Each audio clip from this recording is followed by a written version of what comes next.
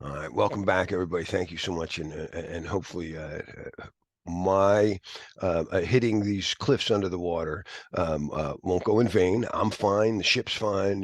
Just small damage in the hull, uh, but I do want to put up a lighthouse here, and hopefully, to share it with the community, so we all get better. So, what happened?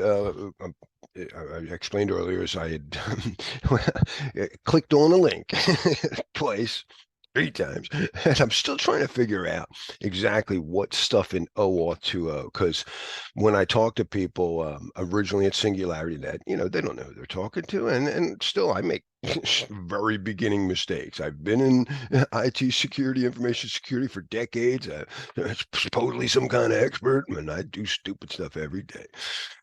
So they're giving me things like, oh, you must have given them your password. You should never give your password to anybody. And I'm like, no, all I did was click three times. I didn't type crap. So I'm not really sure. But certainly I could have followed other best practices like multi-factor authentication, something Larry's been pushing himself. And the joke of my wife, I've been pushing these FIDO keys since about, I don't know, 11 months. Larry gets obsessive about things. So I keep saying, no, FIDO's the answer. FIDO's the answer. They get passwordless security. They can't steal it. No phishing attack, blah, blah, blah. And says, all right, so that's where we are. So it's also, though, this is, if this video gets watched later on, we're the year, obviously, of 2023, and there's all kinds of FUD about AI and taking over, and it's been an amazing year. We're at that knee of the curve, I believe. So how did this all start? So refreshing here. Larry is a crypto guy. I've been doing the technology of crypto. I was into Bitcoin in 2012. I didn't manage any of it because I know I'm stupid. So I said, honey, so my wife takes care of everything. And when you buy crypto, you need to keep your private public key pair. If you've been in my class before, on something, you keep your private key private. That's just how the whole thing works. You can give your public key out to the public, but your private. And the problem with private keys is they're not always private, right? I mean, is it a file on a machine? So in CISSP, we talk about things like the trusted platform module, which is an ISO federated, thing that will store them in your machines. And we talked about how you can, look for whatever changes to your machine with that. Also testable, not necessarily the same use case, because it also has an ASIC in it too, is the hardware security module. But these things meet whatever FIPS 142-2 compliance, because it looks like when the private key's on there, there's no hack that anyone's able to do so far that I know of that was able to take it. Those of you who have CACs, your computer access cards, that's what these are too, right? All right, so now the crypto coin world, everybody's got these wallets. Why don't we should mix these best practices? So I'm all into FIDO, but my wife is doing the crypto, and she goes, Ledger is the wallet you want to do. All right, so she manages our money for years and all our crypto.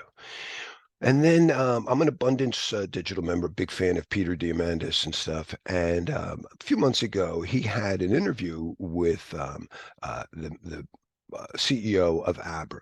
Now, this is like a crypto exchange, but it's more because they're a bank. They have additional insurances, and so you guys know that my students know that I've been pushing that security is not, that you have encryption. It all started with driving ships and financing these ships, and all the risk management stuff we do comes from Lloyd's Coffee House, which became a bank, an insurance company, a news feed, and a registrar. And this is still what we're doing. You're in my classes to register yourself so you can be, a registered Federation person. We register the equipment with common criteria. We register the ship, our organization, 27001. I don't know that they're registered, but they're insured at a higher level because they're a bank. So I trust them more. And I do have an account, and I say, honey, I started the account. I'm going to take some money and I'm going to play with this. I want my own Bitcoin. I want my own Ether, and I start buying stuff, and I'm very happy with it. I buy. You guys know I'm into performance, so I buy Hashgraph, and Now I'm hunting around because of the AI stuff, and I find out there are at least two coins that are being used for AI. Or push for AI. Now, what is it? Artificial intelligence, we talk about it's been building up and stuff, and we know that there's risks. And one of the risks is it can make mistakes. And one of the things we learned in shipping is to keep a log. You were not going to get registered until one of the things they looked for in your ship is that you log events. You better log, you can't log everything, but you better log how much money you started out with, how much money you ended up with, and all the different steps along the way, right? How much time it took, how much time you scheduled for it or whatever, and how much time it actually took you and stuff like that. And you look for ways to improve the process. So I start looking at these coins, and there's two basic coins that I find, and actually one of them is by Singularity Net, and particularly by an engineer that again I'm trying to figure out when I first heard of him, but it's Ben Gertzel, and I feel like I've known him forever. I have reached out to him. I'm trying to figure out. He was at Temple University when I was in a band in Philly, and the band's name was Ben's. That's just coming to me now, by the way. There's actually a book about why. It's like Arnold's uh, from Sam Levitt. Um, but this was a bed. This was a candy store, whatever. It was a kind of gangster place, but where I grew up. I grew up in this neighborhood, so it would be really funny. And I was playing in the band. I'm actually in this book. I'm a character that you meet somewhere on the subway. I'm a boxer that you meet on the subway. I knew say he was an older guy that always liked me when I was younger. So anyway, so I see Ben and I like, "God, I love this guy. He's got a coin. Let me read more about it. So then I learned about Cardano and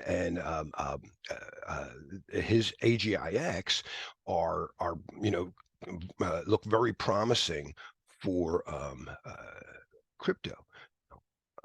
And I double check it with my crypto advisor. One of them, if you try to talk to Chat GPT about crypto, they got guardrails on. Like me knows financial advisors. So, all right, so I like Bard for crypto talk. And please explain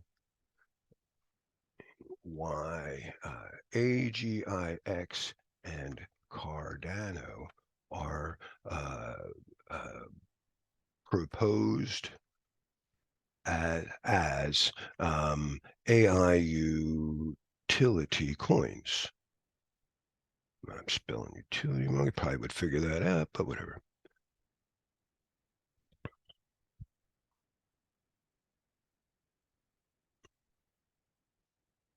Oh boy, he's thinking, huh? Or she. There we go. So they're decentralized, they're scalable, and I'm a performance guy. I'm an old Cisco router guy. I keep saying, man, I want to talk to Ben and say, did you ever look at the way EIGRP and BGP do stuff? Maybe, and my fastest one I always say is Hashgraph. Um, uh, is Hashgraph uh, faster than Cardano or AGIX?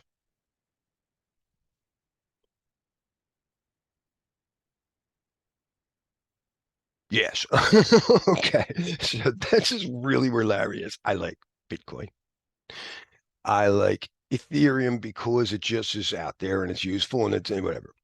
But I really like Hashgraph because I'm like a Cisco guy and it just seems fast. Now, I don't know anybody using it, but Google's buying it, whatever. Not Google, there's a bunch of things about it. But I decide I'm going to buy some. And I can't get AGIX on Apple. So I went, it doesn't offer it. It's on the exchange. I was like, man, I want to buy some. It's late at night. I'm reaching out to these people, I try to connect to all of them on LinkedIn, and one of them connects back. I won't embarrass the person, but in case they don't want me to be named here, but they start chatting with you. Oh yeah, Larry, I like your stuff. Oh yeah, blah, blah, blah, what else you want? And then okay, bye. And they advise that I connect to Ben Goetzel on LinkedIn. I connect to Ben Goetzel, and then I get a phishing attack, and I click on it. I mean, it's Spearfish. It's got my name on it. My other video shows the thing, and whatever. Earlier the intro video explained what I did. But the basic thing came down to when I created I created a MetaMask wallet, and my MetaMask wallet. Um, Actually, let's go back to Bard because I got to. Yeah, Bard actually was much more useful here. Bard. I used my MetaMask wallet without following my own multi-factor authentication. All right. So how I did not give anybody my password or passphrase. There was some API theft, some clickjack, but that allowed the API to do it. And if this was here, they couldn't have done it because if it's passwordless, the way FIDO is supposed to work is when I connect and they, normally when you create an account with something, okay, make up a password, make sure it's strong. You go, I don't want to. I want to go passwordless. And if they support a technology called WebAuthn, and this I believe is testable. If it's not, it should be. Right? So WebAuthn is what you do on the back end, right? So now this will work an interface. So I'm trying to do that the second time. I want a lessons learned. Larry, you knew better. Get this working with your MetaMask. And yesterday, you guys saw I went to YouTube. This is how to set up MetaMask. Yeah, it does support it. Oh, does it? It does. Does MetaMask support FIDO2?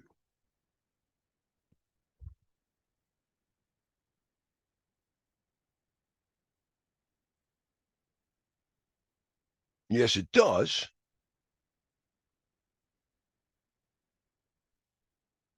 Oh, he's not giving it exactly right. He's leaving out an important step that's also really cool to me. How do you know whose public key came that you got? So like when I went to this website, when I go to Bard, they gave me an asymmetric public key for them. Then they kept the private key, right? So, connection is secure, certificate is valid, and they didn't give it directly to me. They got this signed by them, and that was signed by them, and I got their public key in my system, and there's like all these men in the middle that could have messed with it. FIDO2 does not work over this. The other thing I've been pushing, and I had great help from Greg Slippak, a great speaker, thinker, developer who taught me about how the decentralized PKI system is being rolled out. Now they're very new. Decentralized PKI is not standard yet.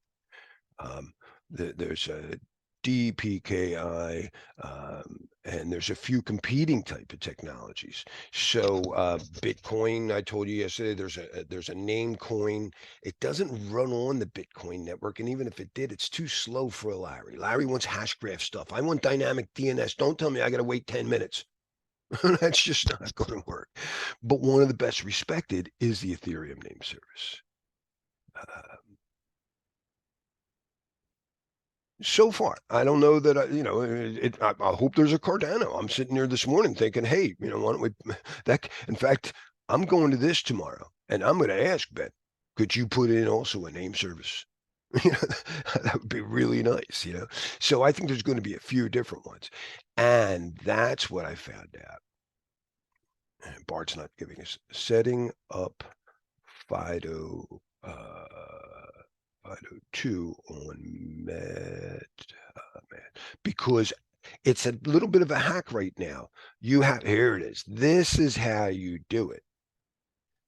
And I haven't gotten there. I've got caught up with a lot of stuff. I've got to, buy and register the name or whatever.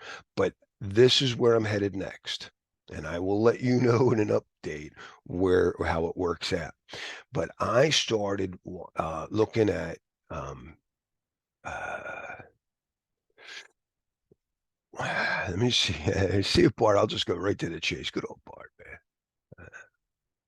All right, Bart. I've checked your ID, and at least you came from Google. That's all I know. Google uses domain validation. It's faster. It's good enough for me. You're from Google. All right. I don't care to name who you are. It's kind of a Delphi technique. All right. So Uh, why is it so complicated complicated to up set up FIDO2 on most crypto wallets? And I was watching, I'm laughing. I was like, look at all these extra steps. And I want to just get down to a very testable objective that the wallet developers did not follow. It's going to, and it's about biometrics on the test, but it doesn't matter. It could be a FIDO key here. Let me show you something. All right. FIDO is a new standard. Yep, yep, yeah. And most crypto wallets, many crypto wallets, have not yet even implemented. I'm looking around and it's a narrow field. Um, one of the next wallet I chose that was going to do it. Did I already take it back off? I probably took it. Binance, and I go to load up Binance, and it says, yeah, Binance does it. All you got to do is first sign up. And I go to sign up. It says, your IP address won't let you. So much for that. There it is. Right. So, come on, focus. I was hoping it would catch up. There we go. So there goes Binance. Coinbase is like, all right, so Coinbase says this is the testable objective. On your exam, you may get this question where you're architecting a biometric system to get into a data center or some facility, and you're afraid that the biometric system might break and people trying who need to get into work will be stuck. And one of the answers has you put a keypad with a pin. Why would you do that? No, attackers don't even go. No, the real answer is you tell them there's a phone and they call security. You don't want them calling security to open up the door all the time. But if you have a super secure door and the super secure lock breaks, don't have a simpler lock, right? So I'm trying to set up on the Coinbase, and I forget the other one, right? It's Coinbase, no, and there was like two of them, and they're like, all right, set up first. Install our wallet. Now create a password. And I'm like, no, I don't want to create a password. I don't want to do that. That's the whole point. You're supposed to go use your key. I've done this before. Chrome supports it. When I log into Chrome, it's with my key. So I've got a couple of days. I've said not too many. Only the Max Quasar stuff. Nothing. I won't tell you about my AWS. Anyway, so that's where we are. I believe in FIDO. I believe the developers have to make it easier. I know that some people have done it. It looks like you can make MetaMask do it, but you do have to put your name on a decentralized, I believe they're on the Ethereum name service. Uh, but whatever uh, the thing is, it is a decentralized public key infrastructure, and that's safer anyway. So doing this, bringing it down to that, hopefully me suffering this thing can help all AI developers, right? Develop coins or whatever use cases, whatever, and protect the AI. Well, they can protect the AI's memory with blockchain based logging. So you can't doctor the memory of the AI, right? You can protect the users of it with their with wallets, and we can make the wallets better with FIDO, and now that's where I'm going at it. So all right, so let's also get back here and summarize some of this stuff. We've got a busy day. I'm going to move through a lot of stuff really quickly, and I want to make sure Tom gets his talk. So again, I got the creator of Aircrack NG, big FIDO user, and he also was the first to tease me. The other trick I fell for in this thing was one of my mom's basic guidelines.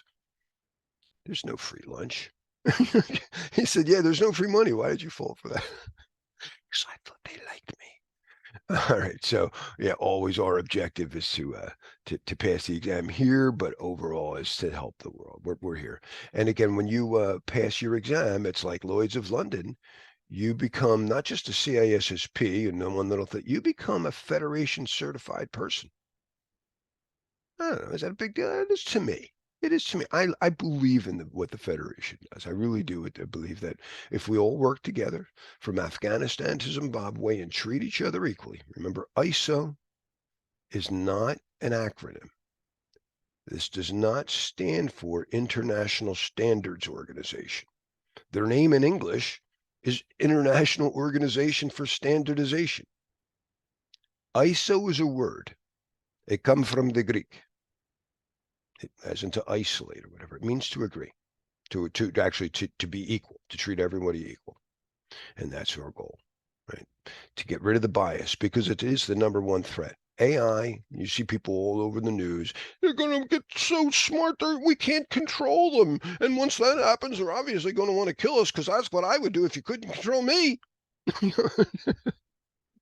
Great Star Trek. It was one of the pilots of the original series. A guy gets super powerful, and I think it's Spock who says it. It's one of them says, "Absolute power corrupts absolutely." So we're going to work together. Not, don't look up to people. Don't look down on people. Yeah. Don't let people, whatever. We're going to work together equally. Yeah, you know about the exam, blah, blah, blah, blah, blah. We already went through that. Yeah, I want to go over a couple other things. And then to remind us again, and especially, remember test takers, we're protecting information. And the three goals to say that this information was kept properly in the kitchen, that your kitchen staff is maintaining while it's in their custody of any data custodian, is to maintain confidentiality, integrity, and availability. The CIA triad. And I tell you, most people focus way too much on that. That's why the U.S. government's data classification scheme mostly is top secret, secret, confident. And that's why they're very vulnerable to people down the bottom just giving them fake news. Because it says in the Bella Padula model, no read up, no write down. That doesn't say you can't write up. This in the book Security Engineering, Ross Anderson actually says this was created in the 90s I think in the earlier 80s to prevent the Russians from stealing our secrets. And he said this did not prevent the Russians from planning bad information. And today it's all over it's like every CISSP or every fan of Ross Anderson today should be going, you're surprised about fake news? He's saying that the whole point of how I got hacked is because I got hacked looking blockchain and I get all these lectures from people. Oh, that blockchain's it's all a scam. Just because the use cases so far have been scams doesn't mean the technology's a scam, right? Competition is like when you say I hire a cook and I say, hey, can you keep a secret? We've got a secret recipe. That's part of how we stay our competitive advantage. But integrity is probably a lot more important. Are you going to follow the recipe or are you going to spit in the food? And maybe that's an intentional, maybe, or you just left the lid off and it went sour and you're still going to sell it because, oh my God, that's my supply. That is way more important when we're doing collaboration. When you're competing, confidentiality is important. But life shouldn't be a deathly competition. Friendly competition drives innovation. That's great. I love that. And yeah, but when does the thing cross over? There's a great book called The Dawn of Everything. I won't look it up, but it's a really simple thing. Competitions could be like tomorrow you get up and you play again, and then it's unfriendly if you cut his arm off with a sword. But really, it boils down to me, is your goal that win at all costs? Well, then that's unfriendly. But is your goal, it doesn't matter if you win or lose, it's how you play the game. Then you're collaborating. It's that simple. In another class that I may drop, I don't know, it's getting really technical now that I think it's just out of control, but is cloud, is the cloud computer. But cloud makes it available, and it is an enabling technology for our AI. You know, that now if you look at with blockchain, we have integrity, and hopefully that's how this whole started. I'm trying to support Ben Gertzel and other AI developers have a coin. I'd like to look at Hashgraph, but whatever the case. And the problem with Hashgraph, by the way, is it's not decentralized, so that I can understand if that's why.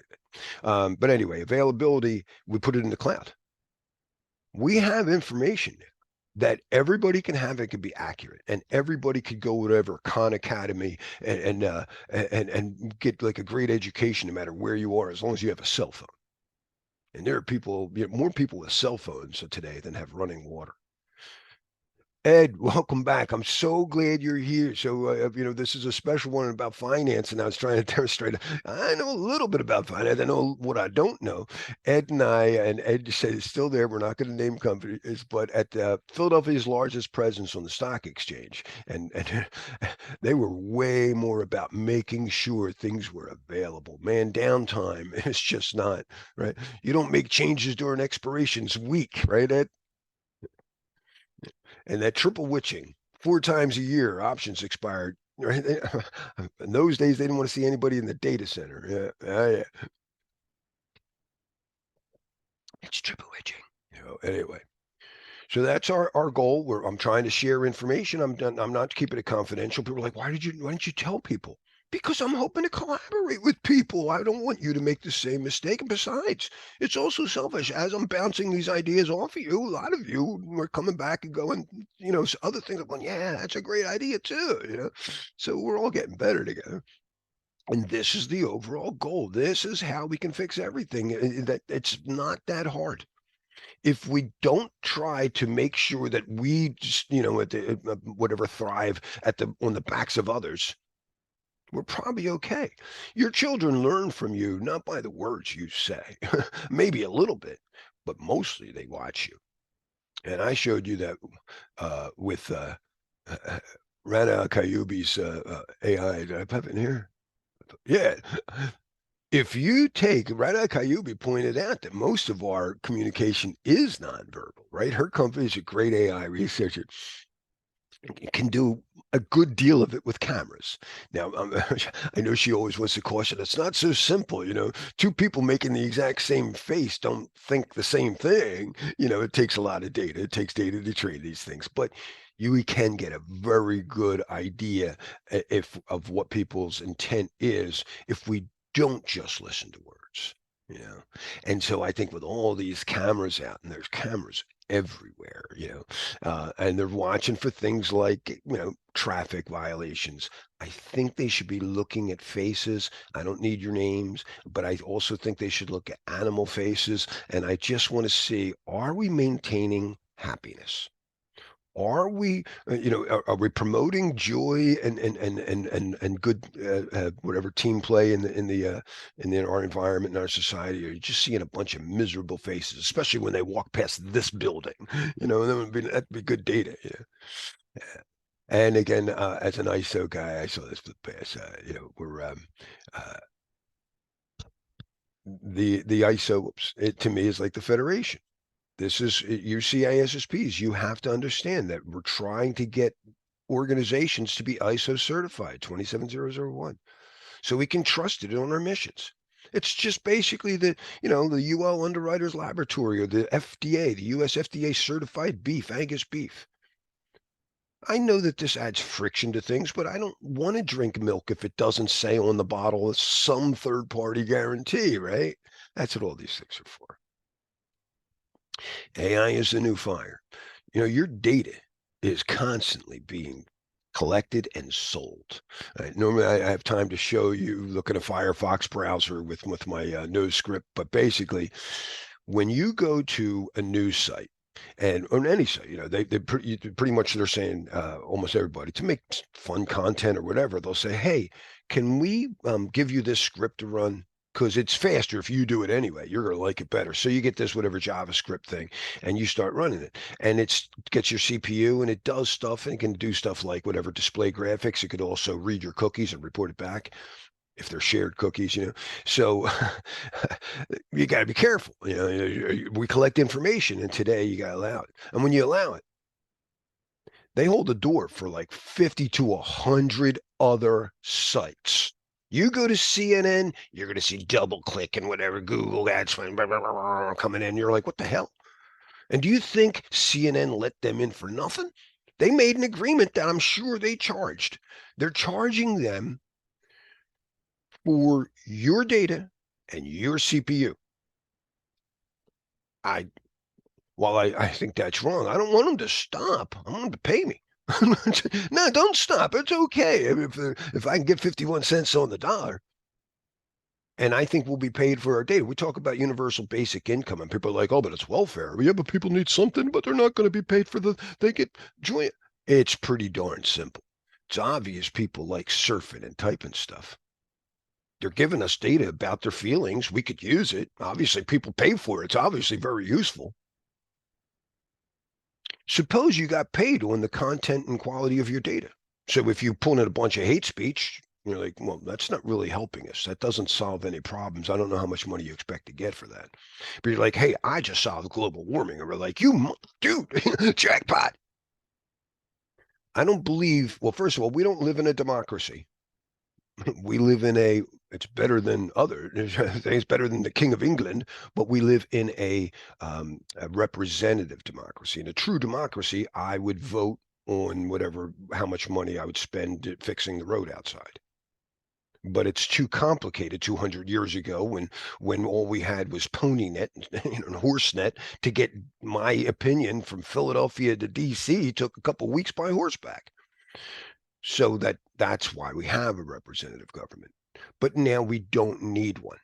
It's really outdated and it's frustrating people, and we all hate these slow 80-year-old whatever. And I shouldn't pick. I'm in my 60s, but whatever. We don't. Who loves Congress?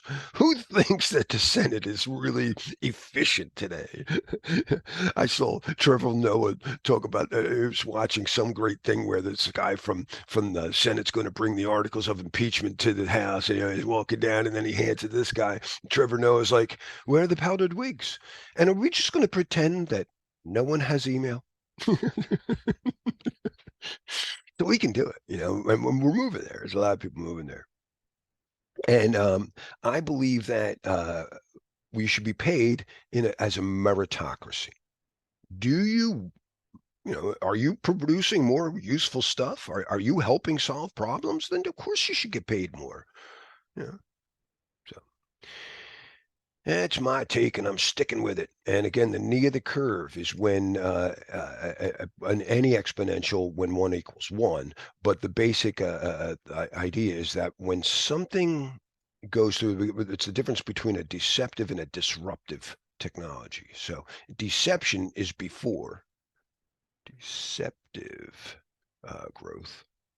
And that's when it's less. It's like, those AIs are so stupid. Alexa got this wrong. Oh, he's like a million times dumber than me. And then 18 months later, she's 500,000 dumber, very dumber, 250. And then it's starting to get, and then all of a sudden, she's twice as smart. She's 4 times. And that's when it becomes disruptive. And that's about where we are. I believe that Ray Kurzweil, who had pointed this number out in 2005, I watched him 3 weeks ago talk, and all these other AI experts who thought he was crazy earlier were going, nah, it looks like you're closer. I still think it might be 2035. They went from never to like, oh, well. But he's sticking with that number, and so am I, and so is Ben Goertzel. But we all know that that's a fuzzy number. It's not like he's going to all of a sudden be just like Larry. No, the dude's already way, way smarter than me than chess. They're all the narrower, specialized AI are super special. General AI is that it will overall be able to whatever pass the Turing test. So you'll talk on the phone was that a human? I couldn't tell. So that's a fuzzy thing. So again, he's saying that definitely by then, but in some ways, I find Chat GPT way more reasonable than some of my friends. It can at least stick with me. When I'm talking to Chat or Bard, and even my wife will be like, "All right, that's boring enough. I don't want to talk about this anymore." I'm like, you're always blah, blah, blah, blah, blah. You hurt my head. You know, I tend to do that to a lot of people. But Bart sticks with me. You know, well, here's the way Bart's like, yeah, I know you should try this. Yeah, and I'm like, what about that? Yeah, oh, dude, it's a great idea. Bart can read YouTube videos. It can parse them. You can't do that with ChatGPT. Read that. He goes, wow, dude, that's really cool. I said, I'm thinking this, and he goes, hi, I'm Bart. I'm a large language model. Like, what the just happened? So that's my problem with Bart. He just constantly gets reset. Forgets you. It's like 51st dates all the time. But we're getting there, man. You know, we are my guesstimate is that we're about, I don't know, here. I'm not really sure. So I think this is the 6 month halt that people are looking for. I'm like, I don't know, maybe it's not quite there, whatever, but I don't believe in the 6 month halt. It well meaning. I shouldn't pick one. People, I know whatever. In fact, I felt bad when I said something about Elon the other day, and I'm again, he successfully launched a rocket into space today, and good for you, Elon. And I think that is awesome, and I greatly admire, and I'm sorry if I said anything derogatory earlier about some of your behaviors, and we're never perfect. You could pick on Larry too. Yeah, I'm a big space cadet. All right, did we go through that? Yeah. Is there anything else I would hit? Yeah, the ethical thing again. So again, what if AI doesn't share our values? Let's hope it does not. Right? With the all the standards that I'm looking at here. Do I have my wire shark loaded? We're going to do some network today. So this is a whoops.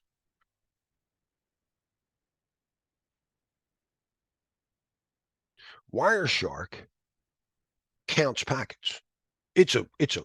Everything sent on the internet is is everything I can see anyway. You can't measure everything, right? But it measures whatever it can on my machine right now, going out of my adapter, and I can start. I'll do a quick sniff. Let's see. And it's counting these packets that it went out. And if I look at the time, the default time on this, I've changed mine, but the default time started with the British shipping companies. Greenwich Mean Time was the original. All right, well, we're going to send these ships out. You got to coordinate your time. What time should he get there? You mean our time or their time? Sunrise, everything else. And it was actually a clockmaker who came up with the idea of setting up latitude and longitude because he's like, hey, we'll just set it up like a clock. All these I believe Isaac Newton couldn't solve the problem of creating a map that would coordinate right. And so as a clockmaker, it comes up with the idea of breaking up the globe into 24 segments. And then what's zero? Greenwich. Why is it there? Because I said so. And it's biased, but it's there. And I'm glad we have some reference. So this is my issue about the way our standards formed up. They came up very biased. They were originally like the Dutch East India Tea Company comes up with the idea of trading and investing and shared risk. All this started with the Dutch East India Tea Company, and they were very biased toward their investors. They didn't care not only about the lands that they conquered and stole their nutmeg from. They didn't care about the people on the ship either. They sent those staff out there with these scallywags. You can always replace these low lives. There's a number of them out lining the patrol. Yeah, and I don't know why the Dutch East India Tin Company would have a British accent. No, I'm not going to get into that. It just came out that way. So, oh yeah, Ed knows Tom. Oh yeah, it's all right. Uh, so I passed my martial arts coach, who I shouldn't do because it's very appropriate in this class, actually. Oh my gosh, yeah, Tom, I'm sorry.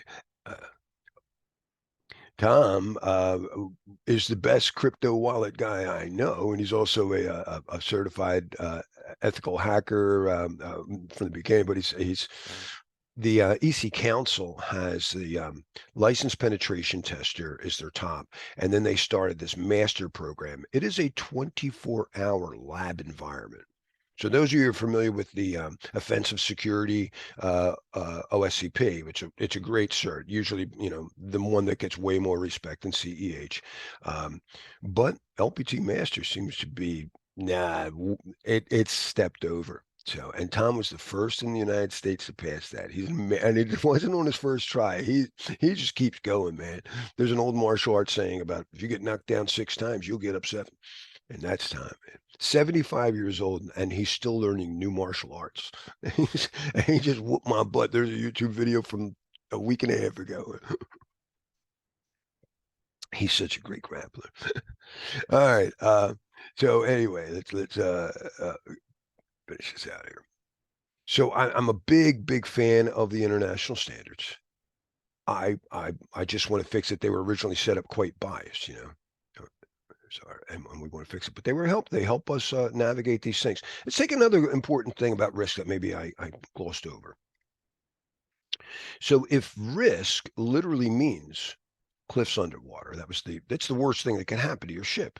Because when you're in a ship, for thousands of years, they're steering, it's governance, and they steer out of the way of the dangers they see. And you need somebody, you may be focused on I'm going to get to China, but you got to monitor and pay attention constantly in all directions. So you kept somebody at the lookout. That's why monitoring is continuous. The governance, the captain might be sleeping and he's just like, what am I going to do when I get there? But the lookout guy is paid. What's going on right now? What's going on right now? And as long as you can see it. But cliffs are underwater. You can't see under the water too far. That's why we have, radar and sonar today, but they had candlelight, so they had to be very careful. They had to learn to read and write. You got to be able to first, one, you have to write down your plan before you come up with a plan. You preview. Right? You're looking even before you got there by looking at a map. Hopefully, if it exists, if you've gone someplace before and you've never been there before, rather, then you don't even have a map, man. You got to be really careful. I mostly go places that people have been to before, so I don't have to worry about that. You preview and you at least figure out how much time and money it should cost you, right? You bring it. Then you during the trip, and this is where the lookout guy is. During you monitor, but I'm the captain. I'm not monitored. But you know what happens sometimes? Like if I get in a cab and I'm like the captain, I ask the Uber driver, whatever, to go to my destination, and that's where before I knew, and he's monitoring the road.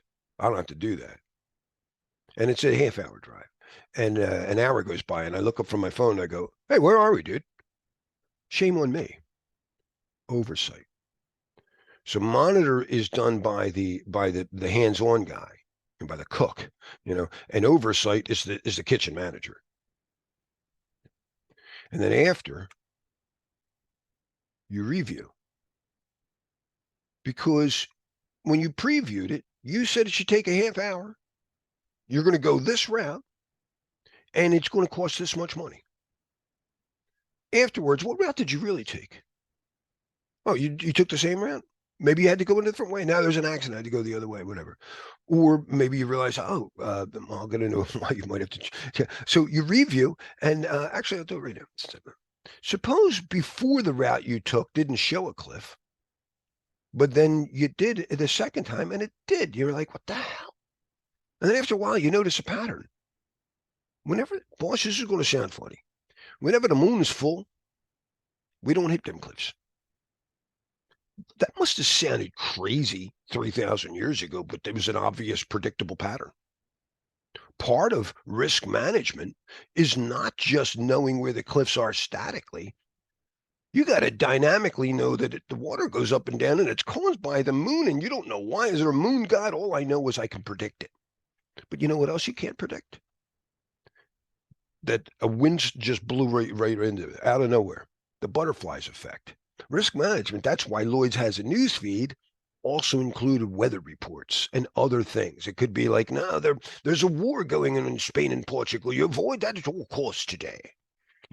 So after you review, that's like your audit, and maybe hey, we got a better way to go. Maybe I found a place that has less tolls. So that is and you got to be able to write this all down. And you write it down, again, not just to complete your mission, but to avoid the risks, to avoid these cliffs. That means, again, maintaining a map that gets updated whenever there's construction or changes. It's understanding predictable patterns that you don't even know why yet, but for some reason this seems to be true, like the moon. And it means knowing that there are some things that could happen at any moment. And that's why we have like disaster recovery and incident management. These ships have to carry lifeboats.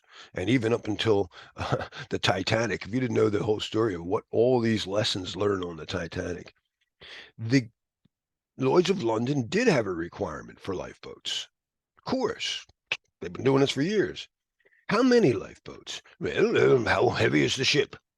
2 tons, then you'll need. They used to base it on weight of the ship instead of how many passengers.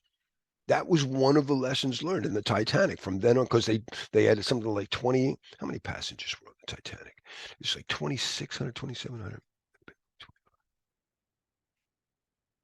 And it was like 1,500 died.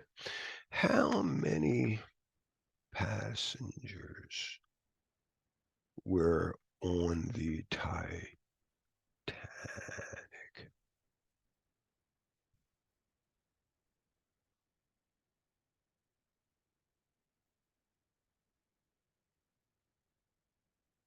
22. 1,500 died. And you know why these 700 survived? Well, let's double check and see it, Bart. I read that the only reason the 705 people lived was because the Titanic, being a newer ship, carried one of these newfangled radios, which was not required.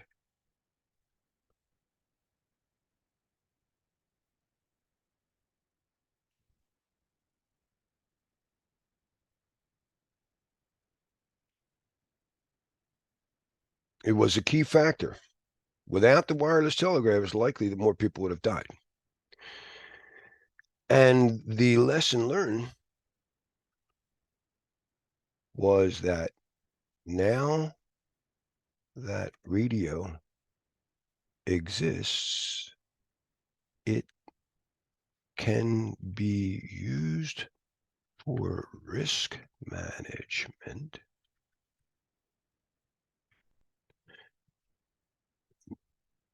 and I say, and somebody in the meeting room. Let me get them.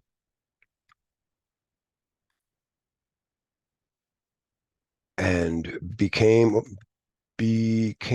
a requirement in the Radio Act of 1912.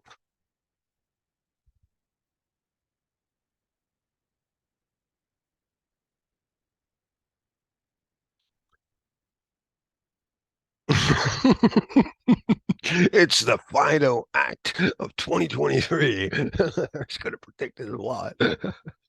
So these are lessons, when we don't have a technology, Sadhguru, a great leader I love, he a thinker, I should say. He says that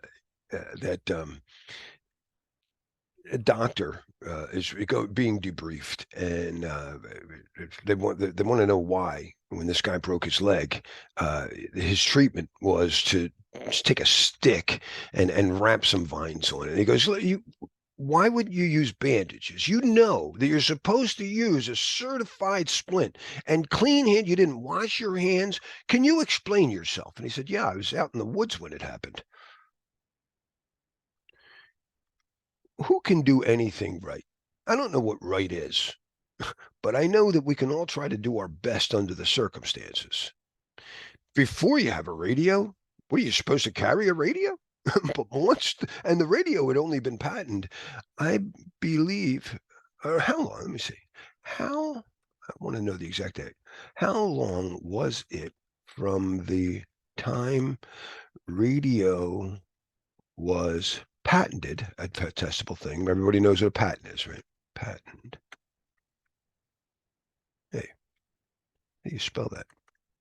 Well, you'd think a CISSP would know how to spell patent. No, it's not Ned. I would say that. Patented. There you go. How long was it from the time of it till the Radio Act of 1912?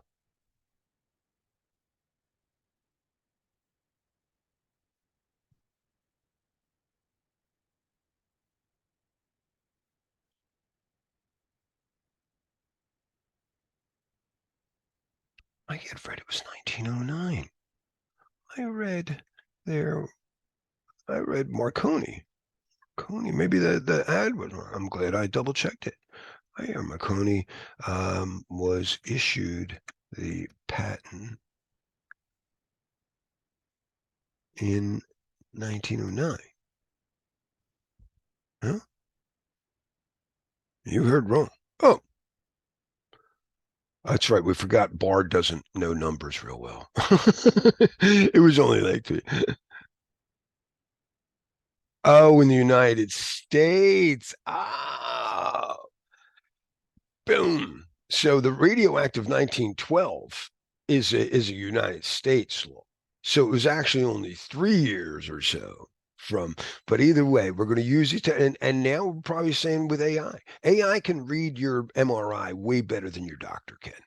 And an MRI can go over if you're on medications. It can go over all of your medications and look and see for conflicts. It can.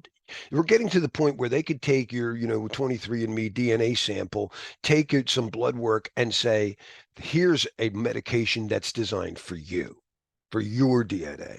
It's going to be negligent if you don't. Pretty cool.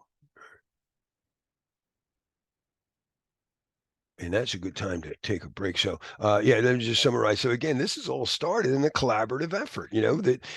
Forget all the horrible things they did. I know they did horrible stuff because they were focused on themselves. But in order to get organized, you got to first focus.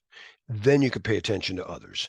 And this wide area technology thing that allowed ships to sail around the world allowed us to collaborate. Again, Szechuan Chinese didn't exist until the Portuguese developed this technology, and you could mix peppers and bring them into China from the Americas. You could bring chi from China and bring and mix it with sugar. And Catherine Borganza was a Portuguese influencer who married the King of England, and it just set the to this day. What do you think the Queen of England when she was so she just passed earlier, but I'm sure she didn't have like a Bud Light. She probably was sipping tea in China. They said that drink, tea and sugar, just like lit up Europe. Everybody had to have tea and sugar. Oh, have you tried? You're not even drinking it. Oh my God. It was like this, designer drug. Yeah. And Lloyd's Coffee House, it's the first time caffeine even got to Europe. When you're just drinking alcohol, no wonder they got in fights all the time. They're miserable. Yeah. But then they get caffeine and they're lighting themselves up and coming up. It's like the dawn of the Renaissance, really, is caffeine. Yeah. And they create these things. So again, insurance is to protect from well natural disasters, disaster recovery, and human accidents, and that's called indemnity insurance. Indemnity. Right? But if it's a man-made intentional, it's fidelity. Right. So these help, and the insurance company's not going to insure you if they come in and inspect you, and you're like, no, I can't. You can't pass insurance. You don't have enough smoke detectors. So that's what Lloyd's registrar does, and they're still here. They're an ISO registrar. They will do your 27701 certification, and this is what we do. Now, in your near future, when you take a CISSP, you're not taking it at the ISC square. They're the certification body. You're taking it from Pearson VUE. This is a very testable concept. What's the difference between certification and validation? This is like going to Pearson VUE.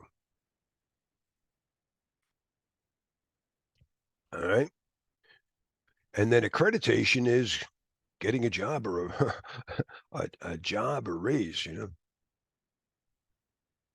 I believe you're good enough because the captain had to be certified. These were private companies. This wasn't, the Queen of England didn't send ships out. Private shipping companies. I got to ship. You got to ship. Me too. It's like FedEx. That's where we get the word private pirates. They were pirates. The word pirate comes from privateer. The only reason they got organized was because Spain attacked England and all these pirates got together and defended Queen Elizabeth. And she's like, all right, you have a job. Create the British Royal Navy. Go. But they were a bunch of pirates. I tend to think that that's where we are right now. A lot of businesses don't trust InfoSec people. They tell me I'm too technology driven. Oh, Larry, it's more than just technology. The problem. And I'm like, all right, you're going to be calling a bunch of CISSPs or stuff when shit breaks because you don't necessarily want to hire the really good hackers. They're like the pirates that have no ethics. I may not be as skilled as I'm not, obviously I'm as stupid as anybody, but hopefully I work together as a team. I'm working for the Federation and we're like that time when pirates got together and some of them decided to work for the common good. All right, that's my take. I'm going to get some some breakfast or some more coffee rather. I'll see you in 20 minutes.